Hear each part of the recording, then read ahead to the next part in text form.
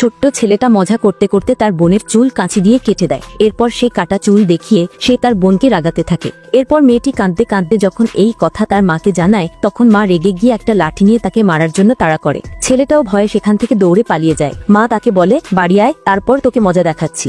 এরপর দেখতে দেখতে 20 বছর কেটে গেল, কিন্তু ছেলেটা আর বাড়ি ফিরে আসেনি। মেয়েটিও বড় হয়ে গেছে। 20 বছর পরে বাড়ির সবাই মিলে যখন একসাথে কাজ করছিল, ঠিক তখনই তাদের বাড়িতে এক সাধু বাবা আসেন এবং বলেন যে খুব শীঘ্রই তাদের বাড়িতে মা লক্ষ্মীর আগমন ঘটবে। কিন্তু বাড়ির লোকেরা তার কথায় বিশ্বাস করে না আর তাকে ভণ্ড বলে তাড়িয়ে দেয়। অন্যদিকে 20 বছর পর তাদের সেই ছেলেও নিজের বাড়িতে ফিরে আসছিল। ছেলেটি নিজের পরিচয় লুকিয়ে নিজেকে একজন ভিখারি হিসেবে তার পরিবারের কাছে পরিচয় দেয় এবং তাদের কাছে এক রাতের জন্য থাকার অনুমতি চায়। অনেক ইতস্তত করার পর পরিবারের লোকজন রাজি হয়ে যায় এবং তাকে থাকতে দেয়। পরের দিন গ্রামের মোড়ল তাদের কাছে টাকা চাইতে আসে, কিন্তু বাড়ির লোকেরা টাকা দিতে পারে না আর টাকা না পেয়ে মোড়ল তাদের অনেক অপমান করে। এই কথা ছেলেটির কানে যেতেই সে ভেতর